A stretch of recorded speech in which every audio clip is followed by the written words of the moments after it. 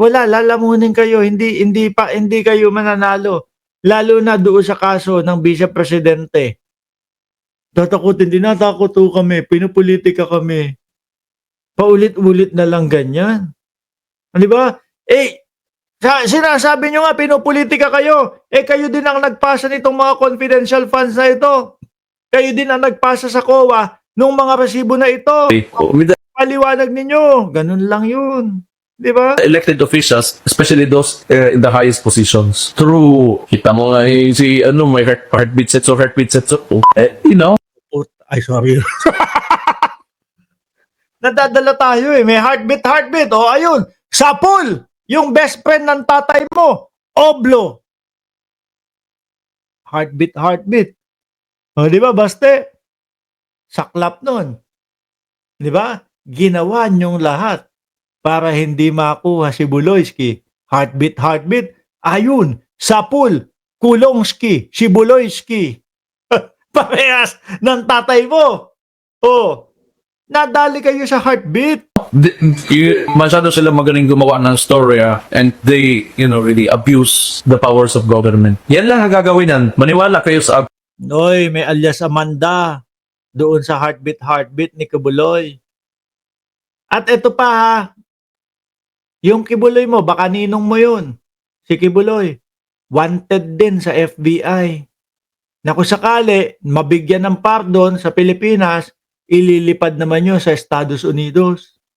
Wanted pa din mga kababayan. Hindi naman tinatanggal ng FBI. Na wanted si Buloyski. Oh. I am saying this right now, pag naging ombudsman yan, Inday Sara Ednek. Kinakabahan, maging ombudsman daw ho. Gusto mo ang ombudsman si Martires? Ano? Wala na, patapos na. Huwag kayong mag-alala. Kung ano man yung mga ginawa ni Martires noong siya ay nanunungkulan para sa dating Pangulong Duterte, hindi naman gagawin ni yun? Ni Remulla yun. Di ba? Kinakabahan. Matatapyasan na sila ng isang galamay. Oh, palabas na kasi si Martires. Then, they will make an example of Vice President Inday Sara kasi pag nagawa nila yan, we will file a case against her. Ang sunod niyan, tatakutin na kayo. Kasi Vice President nga, kinayan nila. So, huwag mo kaming utuin, Remulla. Oh. Basta. Ito, yari ka kay Nino Barsaga. Babanatan ka ni Kap Nino. Oh, Kap Nino! Saglit lang! Nanonood. Baka nandiyan ka, Kap Nino, ha? Baka nanonood ka pa-arbor ng isang kwintas dito. Ang kakapalo, mga bossing.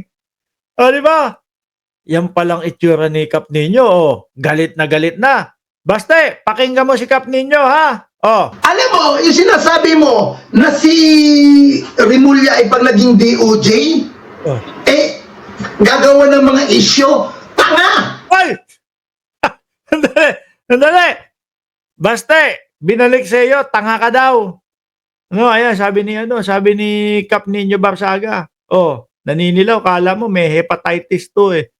Sa dami ho ng nung ginto, oh. Tanga! Oy! Abogado ang kapatid mo! Hindi niya mapasagot yung confidential fund? Yung kapatid mo nga! Nasangkot sa katiwalian sa pidatan na 51 billion. Saan?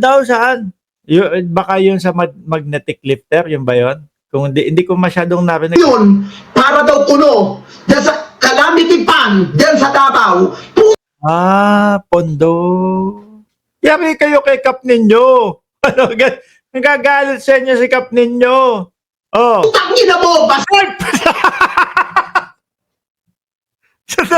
Sandali. Sorry. Hindi ko na yun. Basta, may sinasabi, oh. Hindi ko na post agad yun. PI ka daw, basta. Hindi ko na post agad yun. Kap, sasabihan mo naman ako kapag magbumura ka na, ha? Oh, game. Yung mga kababayan mo na perwisyo sa kalamidad, saan napunta ang kwartang yon? Iho di puta ka! Saglit lang. Yun ba yung 51 billion? Putang ina mo! Ay! Oy, saglit lang. Grabe, kapag kayong sikap ninyo talaga, mga bossing, kailangan alerto ako eh. Oh. Kailangan talaga putol-putol eh. Ha? Kung ikaw marunong magsabi ng putang ina mo, Uy. mas Oh. Putol-putulin ko lang ho, mga kababayan. Ha? Ayaw magagalit sa atin si YouTube. Oh. putang ina mo ka. Oh. Grabe, ang hirap putol-putulin ni Cap Nino. Every time I watch Cap Nino, I just don't mind the cursing. No? Matalino. May laman ang mga sinasabi. Tsak, malulutong at matapang ho. No? Rektahan. Oh. Gawin yung nakasama niya itong mga ito. Ha? Nakakahiya ka, gago. Oh. Tanginan to. May nagawa ka sa bansa. Oh. Puro lang kayo pagnanrambong. Puro lang kayo pagpapanggap na mahirap kayo. Putang ina nyo. Oy, hindi naman daw eh. No? Pero paano ngayon nila i-justify ho, mga kababayan, na mahirap sila? Gayong ito, yung lawyer pa lang ho nila, billion-billion na, isang taon, ang magagastos. Oh. Ge. Ako ilang beses nyo na ako pinapunta dyan sa Davao. Saan nyo ako pinapatuloy? Sa Hotel Elena. Uy, ay, mukhang may i-reveal si Cap ninyo, ha? Oh. Ano meron sa Hotel Elena? Di ba? Oh. Kaya ako, kahit pa paano, putang ina mo ka. Ang hirap pong kontrolin. No, ay bawal po kay YouTube yung mga nagmumura eh. Oh. May kontak ako sa inyo, mga gago. Ha? Yung kapatid mo nga, oh. Kumakanto, Sino? Si Pulang. Oh. kasi nung kinantot niya yung mga babae, nung hindi ata nagustuhan dahil namahalan, putang ina, binugbog yung bugaw. Yun yung last issue, mga kababayan, ni Congressman Pulong, no, na gustong maging House of Representative, mga boss. Gusto po na maging House Speaker.